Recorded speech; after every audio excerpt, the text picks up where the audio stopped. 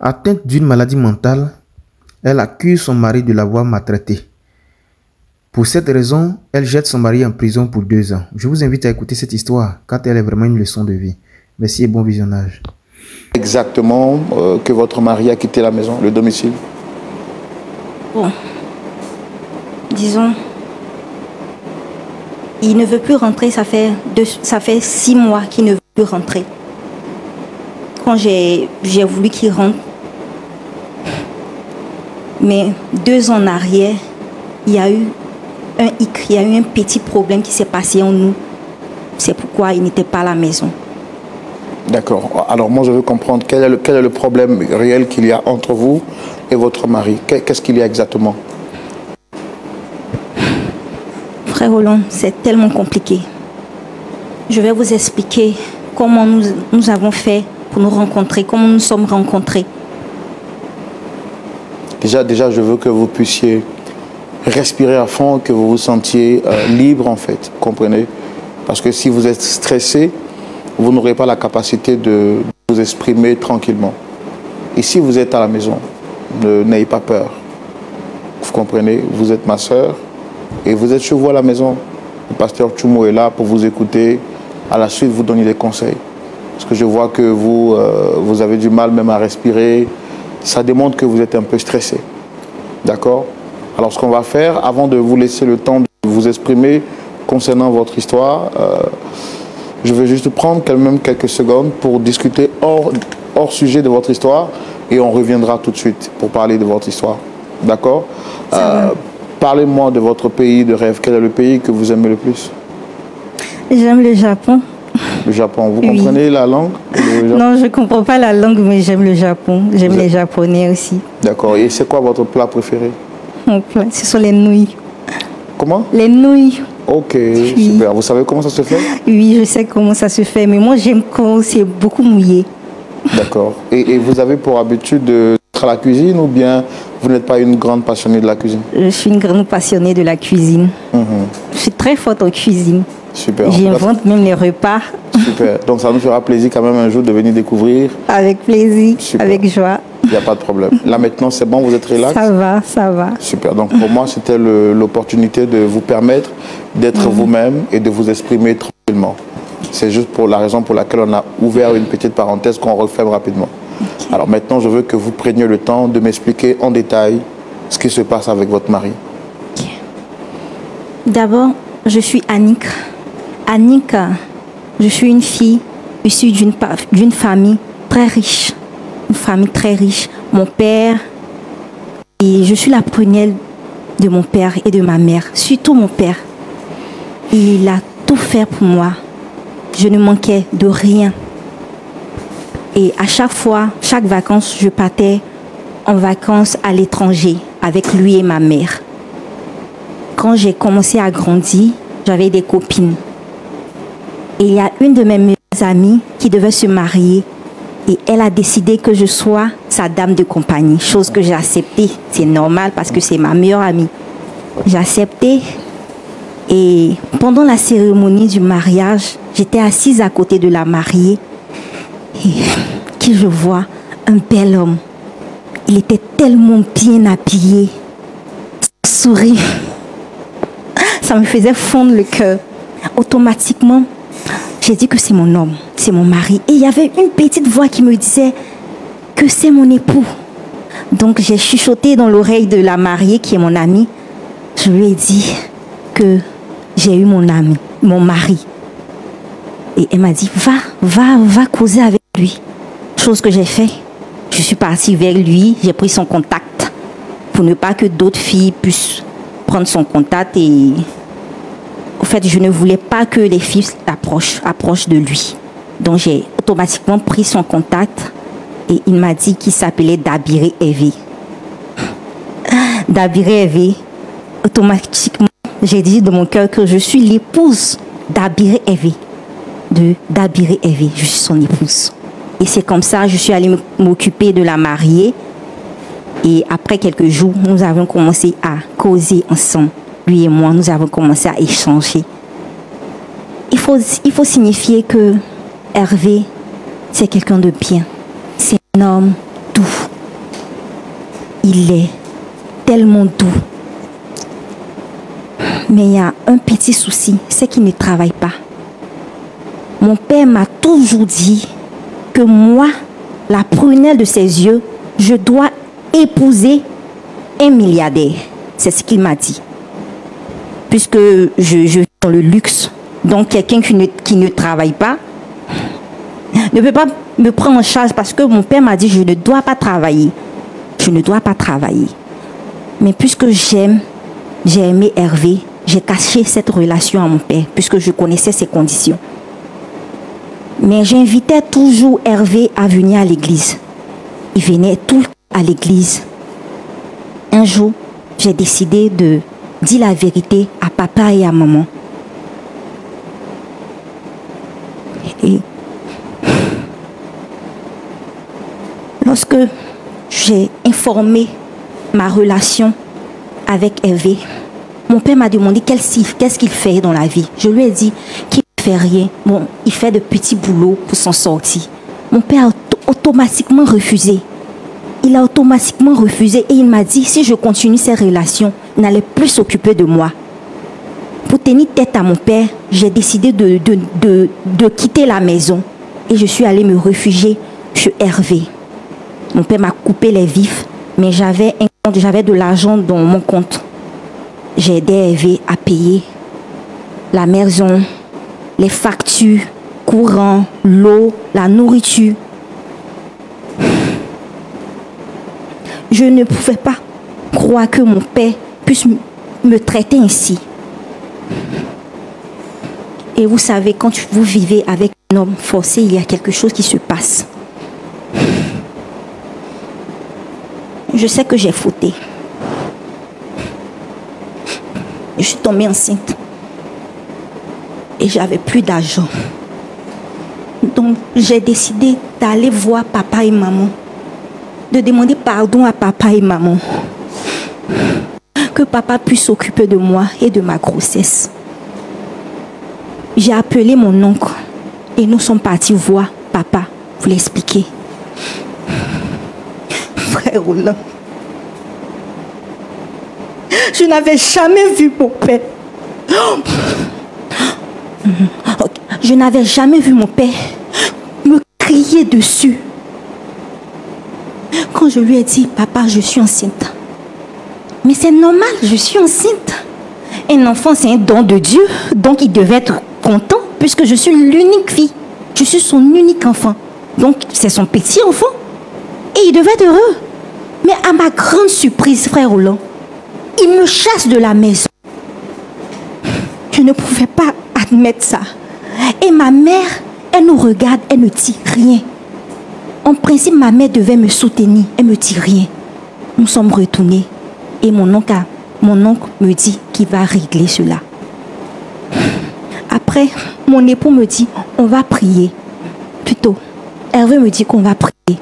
Pour que Dieu puisse calmer la situation. Pour que Dieu puisse toucher le cœur de papa. Pour qu'il puisse s'occuper de moi. Puisqu'il ne travaille pas. Et j'étais à la maison, en train de cuisiner comme j'aime bien la cuisine. Avec le peu qu'on a. Mon téléphone sonne. C'est papa qui demande. Il vient nous voir, moi et Hervé. Nous sommes allés rapidement. Nous sommes partis. Et papa dit qu'il va me prendre en charge ainsi que la grossesse. Mais à une condition, que Hervé me pousse. J'étais contente. C'est ce que je voulais en fait. Je voulais que Hervé me pousse. Que je sois Madame Dabiré. Et mon père a dit qu'on allait faire le mariage à la mairie. Et après, quand j'allais accoucher, on allait faire la dot. Puisque notre coutume ne nous permet pas, lorsque une femme est enceinte, de faire la dot. Chose qu'on a acceptée.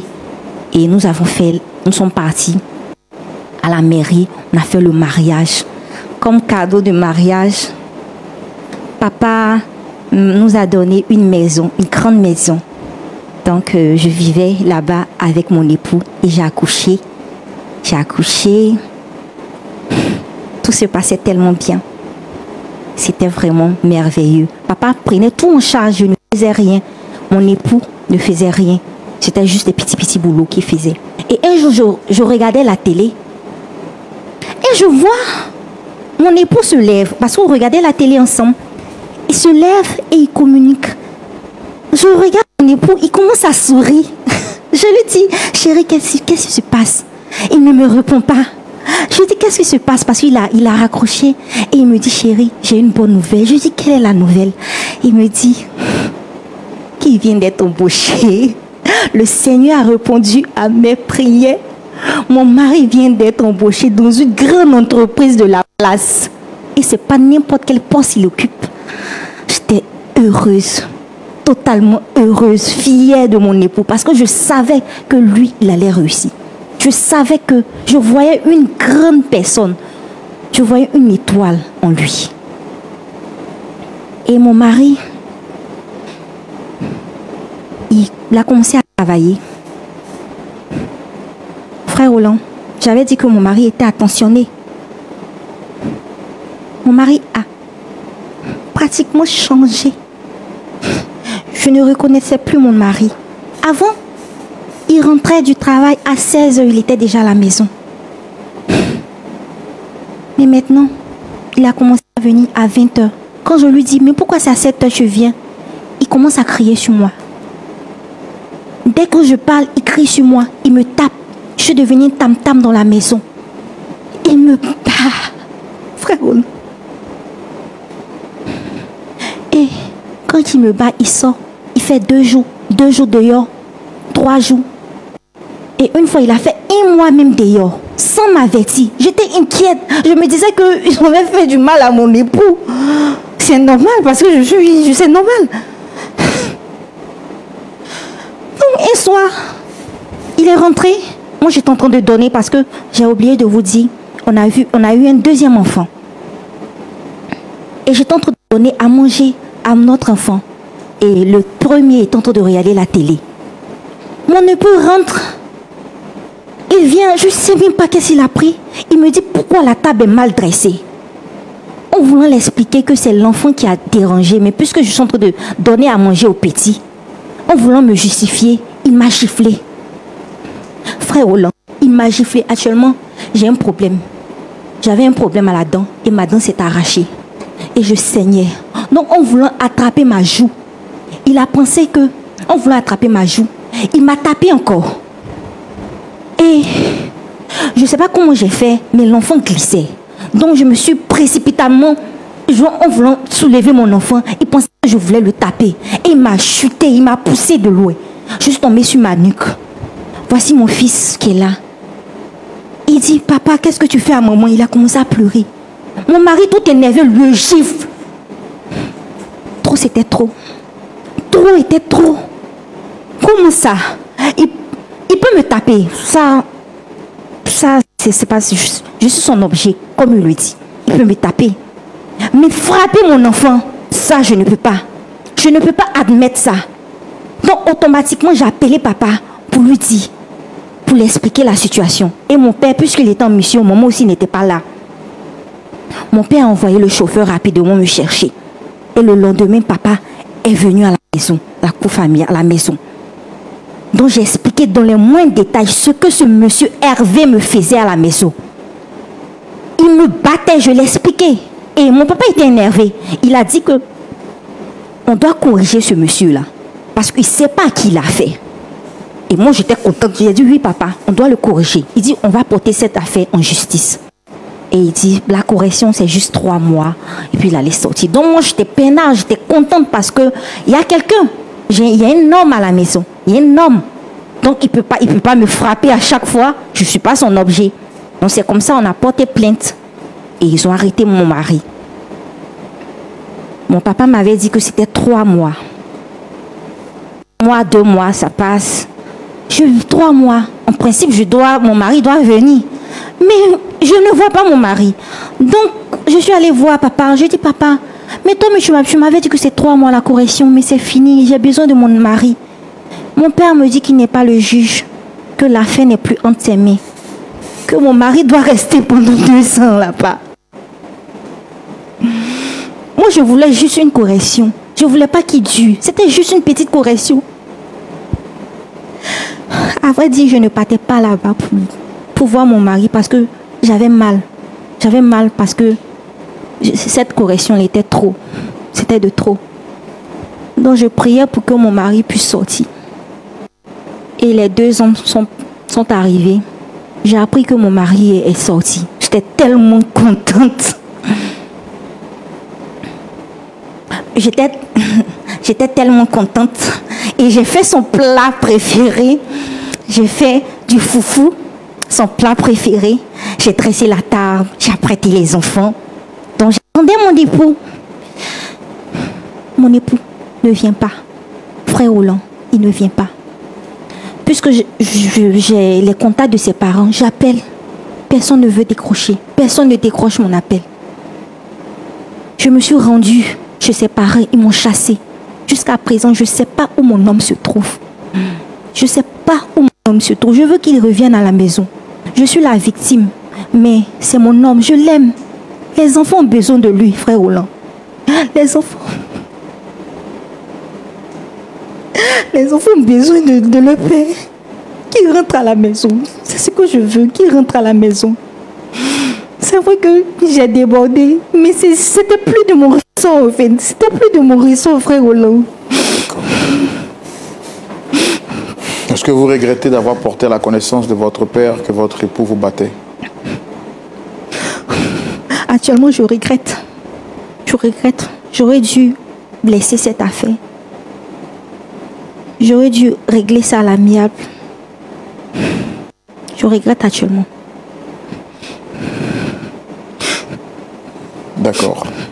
Et rappelez-moi le nom complet de le prénom de votre mari, vous avez dit, c'est... Monsieur Hervé Dabiré. Hervé Dabiré. On a fait ce qui était en notre pouvoir pour l'avoir avec nous aujourd'hui.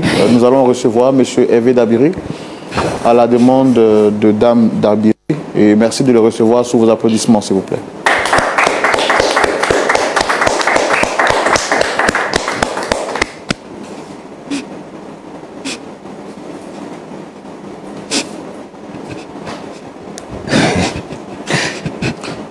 Monsieur. Shalom, monsieur. Non. Pourquoi vous faites ça? S'il vous plaît, asseyez-vous. Pourquoi vous faites ça? Fallait me dire qu'elle était là. Qu'est-ce que vous a raconté encore? Non, écoutez, monsieur, moi je pense que on va finir par s'entendre. Déjà, je vous demande de vous installer. D'accord? Et c'est clair qu'on finira par s'entendre.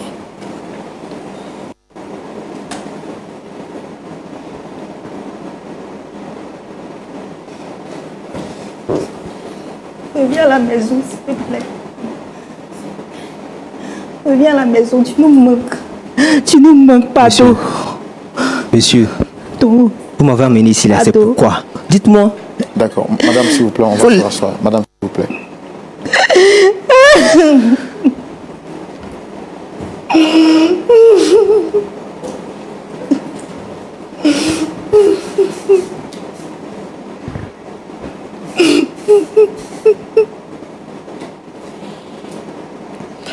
Monsieur Hervé, shalom. Shalom, monsieur. Déjà, je suis désolé de la tournure que prend cette rencontre. On a su également qu'en vous faisant venir de gré, il y a beaucoup de choses qui n'auraient pu pas se faire. Donc on est vraiment désolé de la tournure. Mais plus ou moins, je pense que vous aviez une idée générale de ce pourquoi on vous avait sollicité aujourd'hui. Alors, je suis Roland Sombo, présentateur de l'émission Point d'accord. Le pasteur Tchoumou est juste en face. C'est une émission qui a pour objectif d'aider des personnes qui traversent des temps d'incompréhension à pouvoir se réconcilier. Vous avez été sollicité sur le plateau ici par Dame Annick, c'est ça? C'est bien ça. Je n'ai pas besoin de vous demander si vous la reconnaissez parce que je sais effectivement que vous la connaissez. Effectivement, je la connais. C'est la mère de mes enfants. Mais je ne sais pas pourquoi. Qu'est-ce qu'elle fait ici? Elle fait quoi là? Qu'est-ce qu'elle vous a raconté? Mais cette femme, elle a gâché ma vie, monsieur. Il y a certaines choses que je ne voudrais plus revenir là-dessus. Mais je ne sais pas pourquoi. Vous m'avez appelé, c'est pourquoi? À cause de celle-là? Est-ce que vous savez ce qu'elle a fait? Mais c'est pourquoi on vous a demandé d'être ici. On a entendu sa version, on a écouté ce qu'elle avait à dire.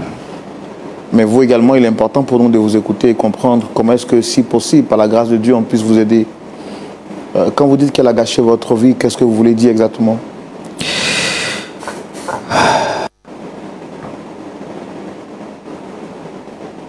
Frère Roland, je suis monsieur Hervé Dabiré.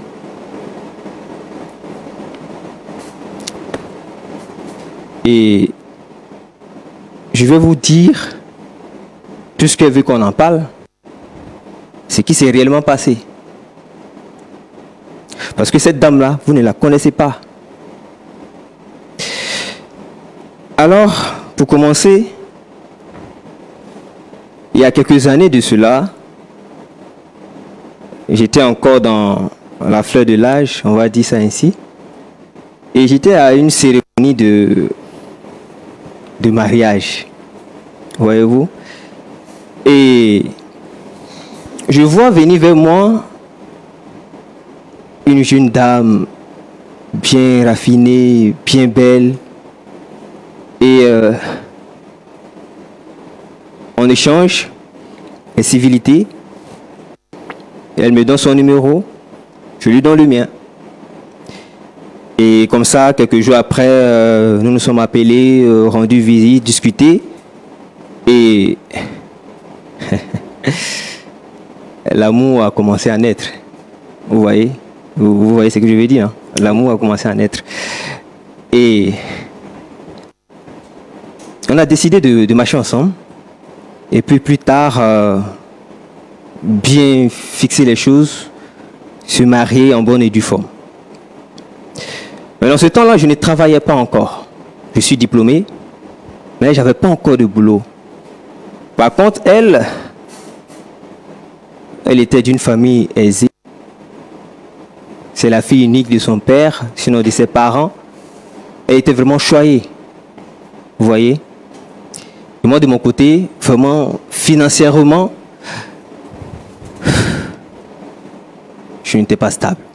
Vous comprenez? Parce que je n'avais pas de boulot. Et on a décidé de se mettre ensemble, cheminer ensemble, puis voir ce que ça va donner. Donc de temps en temps, elle m'a invité à l'église chez son père, dans leur église là-bas. Parce que son père aussi était quand même un responsable de l'église. Vous voyez? Et donc il dirigeait la jeunesse, il donnait des conseils aux jeunes, tout ça. Et il apprenait même comme modèle. Un exemple qu'il citait tout le temps quand j'assistais à ces formations. Et un jour, sinon on a décidé ensemble de dire à ses parents que désormais on chemine ensemble pour plus tard se marier. Mais je vous assure que son père a catégoriquement refusé. Tout simplement parce que je ne travaillais pas encore. Donc, l'amour était là. Moi, je l'aimais. On a essayé par tous les moyens de voir les personnes qui sont un peu plus âgées que son père pour aller demander pardon pour qu'on puisse rester ensemble. Mais le monsieur a carrément refusé. Mais étant donné qu'on était amoureux l'un de l'autre, donc on a caché notre relation. Donc, à l'église, on fait comme si on ne se connaît pas. Voilà. Mais par derrière, on était ensemble. Et un jour, ce qui devait arriver est arrivé. Vous comprenez ce que je veux dire? Donc elle est tombée enceinte. Comment faire? Comment dire cela à ses parents? Son père qui est très sévère. C'était vraiment compliqué. Mais elle a pris son courage à deux mains et elle en a parlé déjà à sa mère, qui, elle, s'est enflammée, a carrément tout déballé devant son père. Son père tellement en colère, il a chassé de la maison. Donc elle est venue se réfugier chez moi.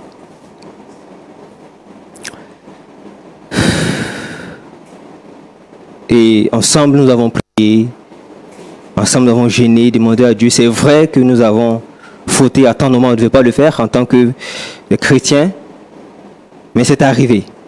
On a demandé pardon à Dieu, gêné, pour que son père puisse accepter déjà que la fille soit enceinte, et puis maintenant, après, on allait voir par la suite.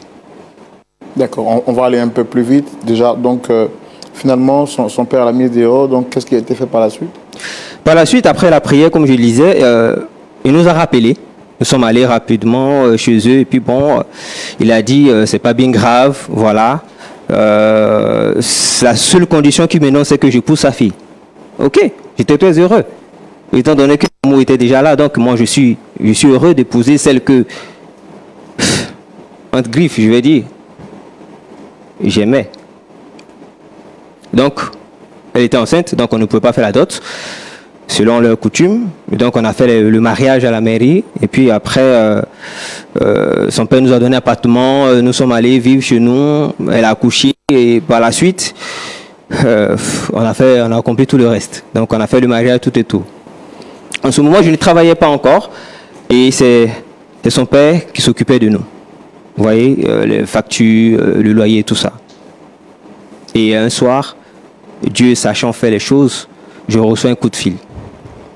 Alors que j'avais postulé à un poste il y a bien longtemps, j'ai reçu un coup de fil pour me dire que voilà, j'ai été retenu à un poste, et donc je vais commencer à travailler très bientôt. C'est la joie. J'ai dit enfin, là au moins je vais être déchargé, hein, par, on va dire, quand même décharger un peu ses parents, vu que je peux maintenant moi-même m'occuper de ma femme et mes enfants. J'ai commencé à travailler, tout allait bien, tout était parfait, et on a eu un deuxième enfant. Mais le comportement de ma femme a commencé à changer. Parce que j'occupe une position où c'est moi qui gère les ordres de mission. Par moment même, je vais en mission. Donc, par moment, j'arrive à rester un peu tard au service. Mais je prenais quand même la peine d'appeler et lui dire, je serai un peu en retard, ou je suis dans tel bouchon, je serai là. Mais je vous assure que quand j'arrive à l'heure indiquée, Madame s'enflamme. Je ne sais pas ce qui se passe. Et elle a, j'ai envie de dire, il y a une maladie, une jalousie maladive là qui est venue, je ne sais pas. Elle m'a créé tous les problèmes. Elle allait jusqu'à mon bureau faire palabre avec ma secrétaire. Elle m'a regardé mal. Elle m'a regardé mal. Donc c'est normal que je réagisse. Je dois la frapper. Pourquoi elle me regarde mal? Vous voyez? Mais tu sors avec elle. Tu sors avec elle. Vous voyez? C'est son caractère qu'elle a. Hein? Je vous l'ai dit. Est-ce que vous a dit la vérité? Elle se bat avec tout le monde dans mon service, surtout les femmes. Quand je vais en mission pour un mois, elle pense que c'est pour aller avec les femmes. Et le comble, elle est malade. Hein? Ne m'indexe pas. Hein? Ne m'indexe pas. Elle est très malade. Ne m'indexe pas. Tu m'arrêtes. Elle allait raconter à son père que moi, je lui porte main, je la frappe comme je veux, chose que je n'ai jamais faite. Je suis une personne bien éduquée.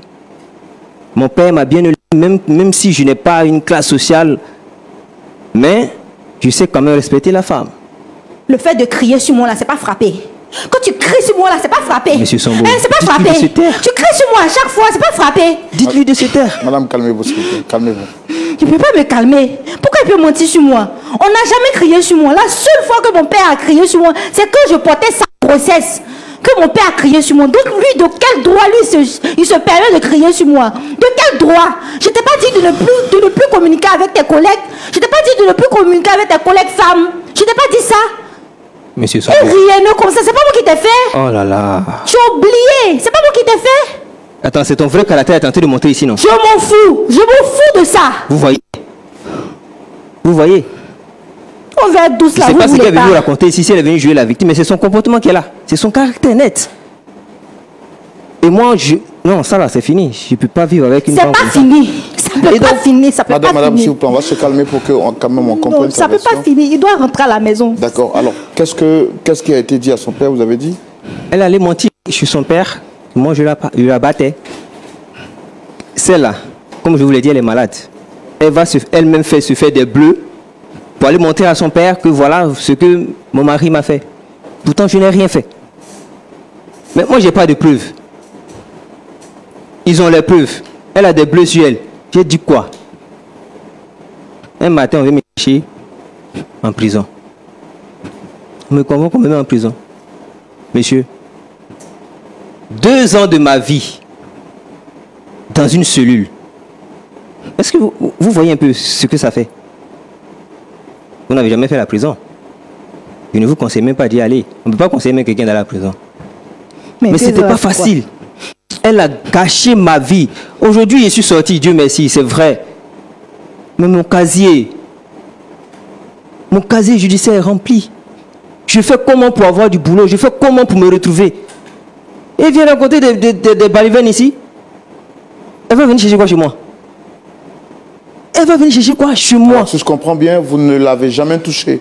Jamais, monsieur. Vous me regardez. Un monsieur comme ça, il peut frapper femme. Non, regardez un monsieur comme ça, c'est que je peux frapper femme.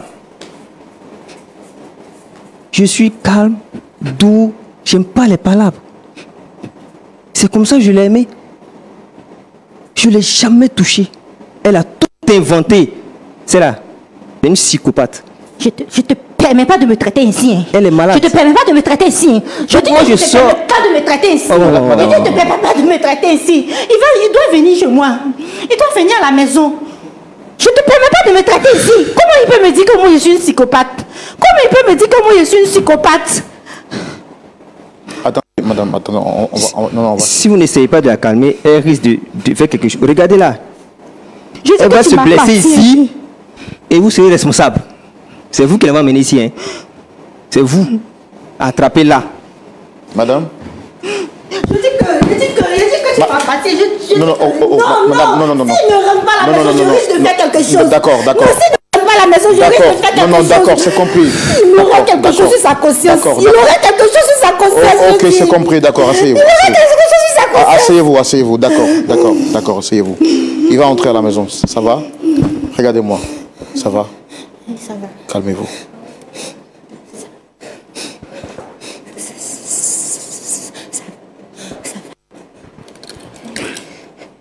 Qu'est-ce que je fais? Pasteur Choumou, je pense que c'est un cas spirituel, ça. Hein? C'est un cas spirituel. D'accord. Elle est venue ici, c'est pour être délivrée, c'est pas pour être pardonnée. Qu'est-ce que je fais? Regardez-moi, ça va? C'est quoi votre nom? Elle a oublié son nom. Calmez-vous.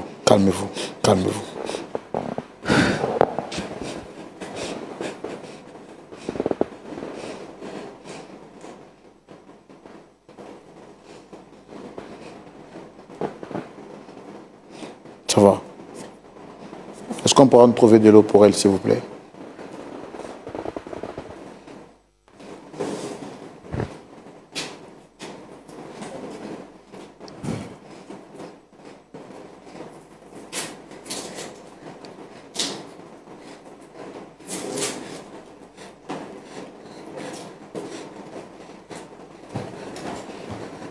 Vous allez boire un peu. Tenez.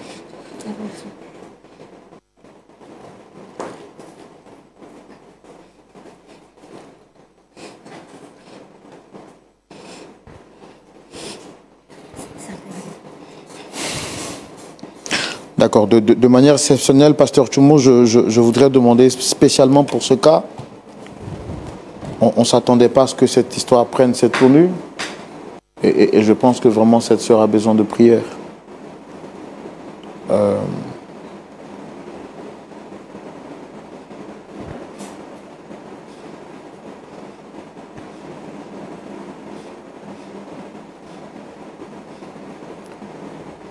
Ça va bien?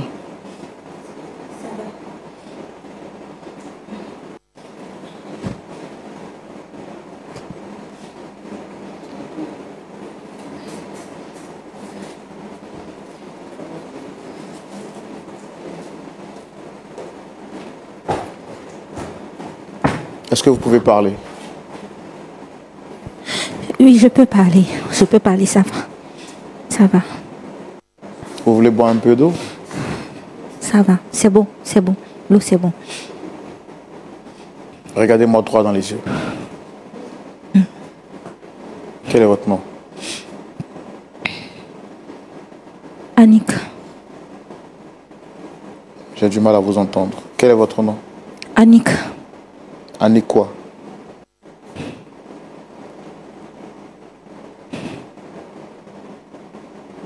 Je m'en souviens plus du reste. Je me rappelle plus du reste. Je sais que je m'appelle Annick. C'est tout.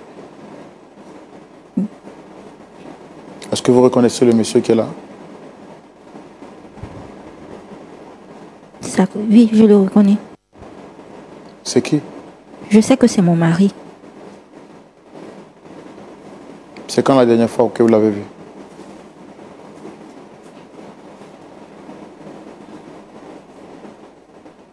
Deux ans. 2 ans. Ça fait 2 ans.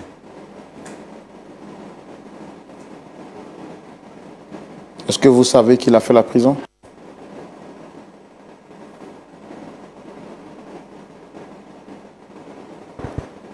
Je commence à me rappeler, oui. Oui, je sais. Je commence à me rappeler. Est-ce que vous savez pourquoi est-ce qu'il a fait la prison? C'est un peu flou dans mon esprit. Mais je sais qu'il a fait la prison à cause de moi. Frère Hollande, depuis toute petite, je suis malade. Comme j'avais signifié, à chaque fois, je partais en Europe avec papa et maman. C'était pour me soigner. Et papa a caché cela. On a caché cela à mon époux. Mais quand je suis contrariée, je me fais des bleus. Je me blesse. Vous voyez maintenant? Ça là. Oh, monsieur, vous comprenez quand même que c'est... Mais m'ont caché ça. M'ont caché ça. Et j'ai 2 ans de ma vie en prison. Pour ça. S'il te plaît. Maintenant ma vie est gâchée. S'il te plaît. Mon casier judiciaire est rempli. Je fais comment? Tu veux me demander pardon? Bon, ton pardon, tu vas l'avoir. Mais, elle rentre plus chez moi à la maison. Est-ce que vous saviez qu'elle était malade? C'est ce que je vous dis, je ne savais pas. Quelqu'un qui allait m'en dire sur moi. Je ne savais pas. Est-ce que vous êtes conscient au moins ce qu'elle a fait, pas de manière délibérée? Affaire des psychopathes là, frère Roland. On ne peut pas savoir. Vous avez vu. C'est devant vous. Au début, elle était comment? Au début, elle était comment? Après, ça a changé. Moi aussi, je ne peux pas savoir. Donc, elle ne rentre pas chez moi à la maison.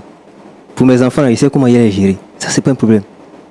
Mais femme comme ça dans ma maison, plus jamais. Ah, chez nous, on dit ici, c'est pas on t'a piqué aujourd'hui là. Même vers les têtes, t'as appelé ça.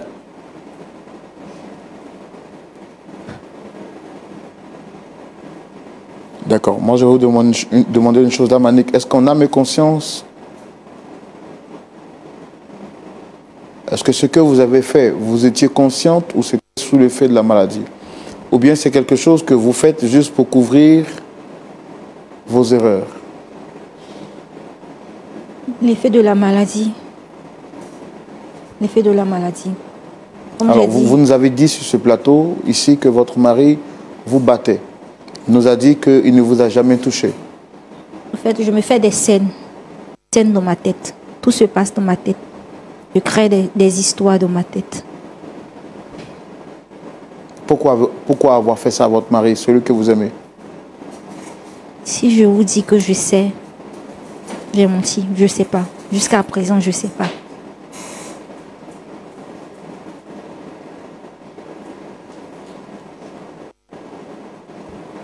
Est-ce qu'il vous arrive par moment d'être jalouse, jalouse à l'excès? Oui, à l'extrême, jalouse. Très possessive. Ça, je le reconnais. Même avec ma mère, je suis très jalouse aussi. Et ça, est-ce que votre pasteur est informé de ça? Papa a caché cela. Personne ne sait. Parce que je pique mes crises à la maison. En public, je ne pique pas mes crises. Mais quand je suis énervée, c'est là que je pique des crises. Et votre père savait cela, mais il a quand même osé faire mettre en prison votre mari. Il se sentait mal, mais il devait le faire. Parce que personne ne pouvait comprendre, puisque j'avais des bleus. Donc, pour voiler, puisque c'est moi-même qui me faisais des bleus, pour voiler cela, j'ai dû mettre ça sur mon époux. Et mon père aussi était d'accord. À vrai dire, j'ai inventé toute l'histoire avec mon père aussi.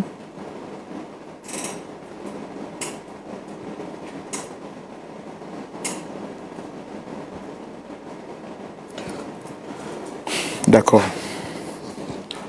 Pasteur Tchoumou. Oui, mon frère Roland. On aura tout vu sur cette terre. Voici une nouvelle histoire à laquelle nous sommes confrontés. J'avais voulu mettre fin à cette histoire expressément, mais semble-t-il que notre invité a finalement retrouvé ses esprits. Quel est votre point de vue dans ce genre de situation? Que faut-il faire exactement? Oui, Roland. Que faut-il faire? D'accord. Nous avons un rôle à jouer dans la vie de ceux qui viennent se confier en nous. C'est vrai que nous sommes sur la scène, l'histoire passe, mais après, nous faisons un travail de fond pour pouvoir restaurer les vies. Le Seigneur Jésus a dit, « Venez à moi, vous tous qui êtes fatigués et chargés, et je vous donnerai du repos. » Et avec ce que Annick raconte, je pense qu'elle a besoin de repos spirituel. Elle a besoin d'un travail de fond dans sa vie pour qu'elle puisse connaître la restauration. Donc, je pense que vous avez été également surpris parce que elle a même cassé ses lunettes et tout ça. Donc, dans ce cas, pareil, on fait appel à la compassion. On fait appel à la miséricorde. C'est une personne qui est malade. Et il faut se laisser guider par le Saint-Esprit pour aider cette personne.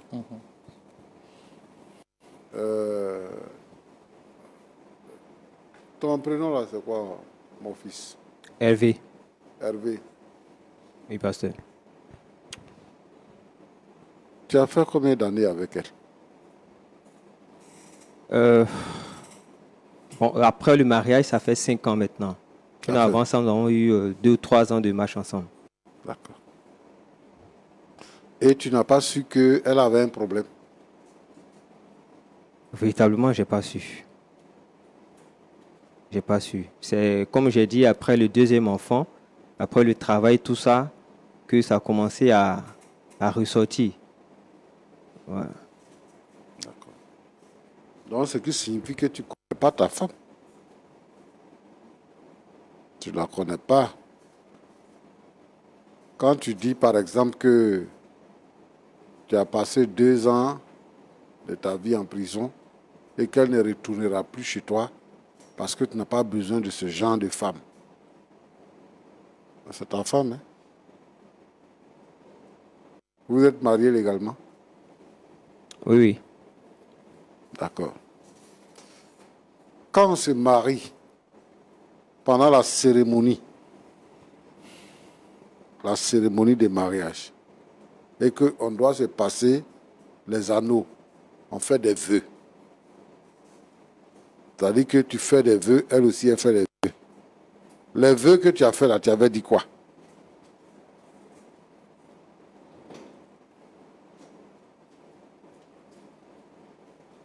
J'ai dit que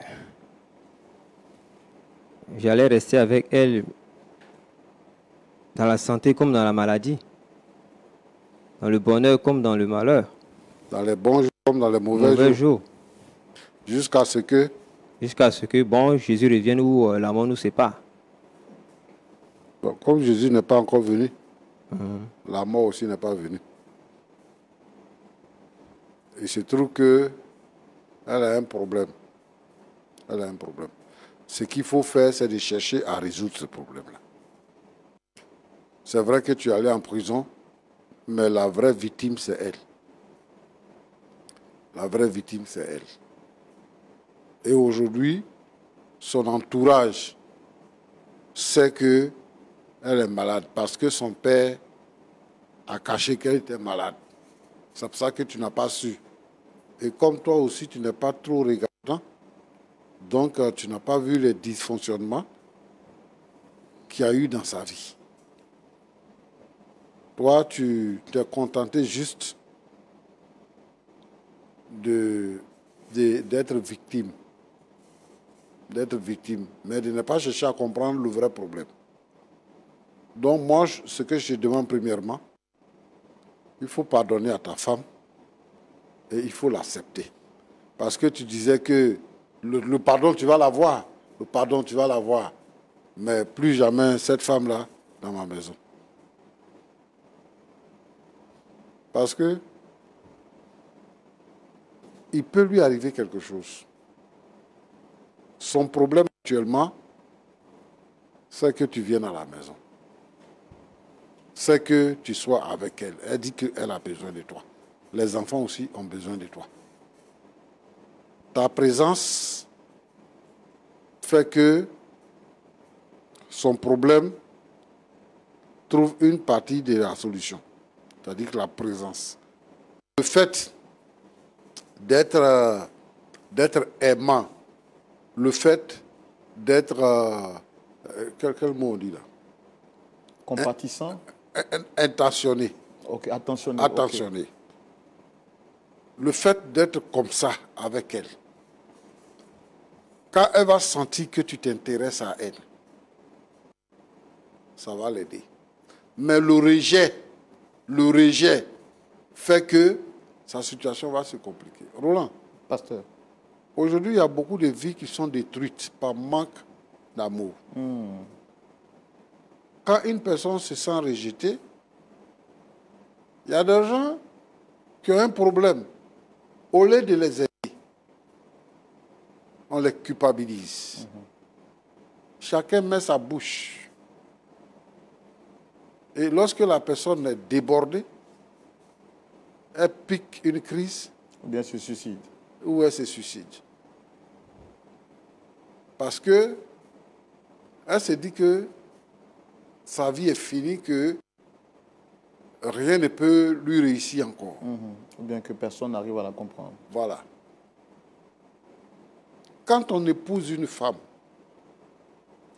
les hommes sont différents des femmes. L'homme, lui, pense que s'il essaie avec cette femme-là, que ça ne marche pas, il peut la changer. Comme on change des pochettes, il peut la changer. Or, une femme, c'est sa raison fondamentale. C'est ça ou c'est rien? C'est ça ou c'est rien. C'est pour ça qu'une femme est capable de quitter dans le luxe pour venir habiter dans la pauvreté. Elle nous a dit que son papa est un homme qui a des biens. Mais par amour, elle est venue s'attacher à lui. Ça, c'est la femme. Et moi, je veux interpeller nos frères chrétiens. Il ne faut pas te marier parce qu'une femme est belle. C'est pas, ça ne vaut rien, la beauté. Parce que la femme, elle se fane. Et la beauté, elle s'entretient. Toutes les femmes sont belles. Il ne faut pas te donner des critères physiques pour te marier. Il faut te donner des critères, des valeurs. Une personne est faite de valeurs. Et le plus important pour nous, c'est la valeur chrétienne. Quand on se marie comme ça, même quand les années passent, et que la femme, elle se fane, on ne constate pas ça. Moi, je pense qu'il faut que les hommes soient un peu plus regardants. Qu'ils arrêtent de frustrer les femmes, de faire souffrir les femmes. Abandonner le foyer pour partir, c'est pas bien. La fille, elle peut mourir derrière. Et ce qui s'est passé ici, moi, j'étais en train de prier dans mon cœur. Il ne faut pas que quelque chose va arriver sur notre plateau ici. Il ne faut pas que quelque chose va arriver sur notre plateau ici. Moi, j'étais en train de prier dans mon cœur pour que le Seigneur sauve la situation. Et moi, je pense que Hervé doit comprendre ça. La prison, là, c'est pour les hommes. C'est une maison d'arrêt et de correction. Ceux qui sont en prison, là, ceux qui sont coupables ne sont pas plus nombreux que les innocents, que les gens ont accusés à tort et qui sont en prison. C'est pour ça que nous prions pour les prisonniers. C'est pour ça que nous menons des actions pour rendre visite aux prisonniers, pour apporter l'évangile aux prisonniers. Quand quelqu'un est en difficulté et que vous vous positionnez pour la sortie des difficultés, vous avez sauvé une vie, mais vous avez sauvé une âme. Quand vous épousez une femme, vous êtes responsable de sa vie terrestre, mais vous êtes responsable de son âme. C'est fort. Et donc moi je pense que c'est vrai qu'il y a eu des choses qui se sont produites dans leur rapport. Mais Hervé doit faire fi de tout ça. Sa femme demande pardon. Elle est venue sur le plateau pour lui demander pardon. Ce n'est pas l'argent, ce n'est pas l'or, mais c'est l'homme. Elle a besoin de son mari. Hervé, je sais que tu es blessé. Je sais que aussi, les gens ont mis beaucoup de choses dans tes oreilles. Mais cette fille-là, c'est ta femme. Elle a besoin de toi. Et nous sommes prêts à t'accompagner. Nous sommes prêts à t'accompagner. Pour que d'abord, il y ait la restauration spirituelle. Et qu'il y ait une bonne communication dans votre maison. Quand vous voyez, j'ai parlé une fois avec une femme qui était malade mentale, qui était nue dans la rue. Mais le Seigneur l'a guérie. Et puis, quand elle causait, après sa délivrance, elle causait comme ça. Elle dit, je ne savais pas ce que je faisais. Je ne savais pas ce que je faisais. Elle ne sait pas ce qu'elle fait. Elle fait des crises. Et je pense que c'est quand elle est énervée qu'elle fait des crises. Et c'est ce qui s'est passé sur le plateau. Donc quand on vit avec ce genre de personnes, on évite que cette personne-là s'énerve. Il faut la couvrir d'amour, d'affection. Tout ça. Donc Hervé, c'est ce que je peux te dire. Roland a l'habitude de dire qu'on peut poursuivre le débat après. Mais je veux vraiment que, en tant que frère en Christ, moi je parle à mon frère chrétien, les enfants du royaume, ceux qui ont reçu le pardon par le sang versé de Jésus-Christ, nous n'avons pas d'autre raison. Notre raison d'être, c'est que nous sommes un peuple acquis. Nous sommes une nouvelle race. Et je pense que nous ne raisonnons pas comme les autres, qui n'ont pas fait la même expérience que nous, qui ne sont pas les enfants du royaume. Donc, il faut que tu rentres en toi-même et que tu trouves la force nécessaire pour prendre Annick et t'occuper d'elle. C'est comme elle peut être paralysée et puis elle est à l'hôpital. C'est la maladie, c'est pas volontaire, c'est pas parce qu'elle veut se comporter comme ça. C'est la maladie. Bon, Roland, Pasteur. je vais appeler tous les frères et toutes les sœurs à faire beaucoup plus attention et à s'intéresser à leurs femmes. La femme est un don de Dieu. Et la Bible dit que celui qui a trouvé une femme a trouvé le bonheur. Yes. Donc ce n'est pas, on ne joue pas avec la femme. La Bible dit que la femme c'est notre vis-à-vis, une aide semblable. Donc il faudrait que nous soyons des hommes capables de rentrer dans le plan de Dieu pour permettre à la femme d'être épanouie. C'est ça. Que Dieu vous bénisse abondamment. Amen, pasteur. Merci d'avoir regardé la vidéo jusqu'ici. N'oubliez pas de vous abonner, de partager et d'activer la cloche de notification. Demain à 15h30, nous aurons encore une autre publication. Afin d'être notifié, activez la cloche de notification. Merci et bonne soirée. D'ici là, prenez soin de vous.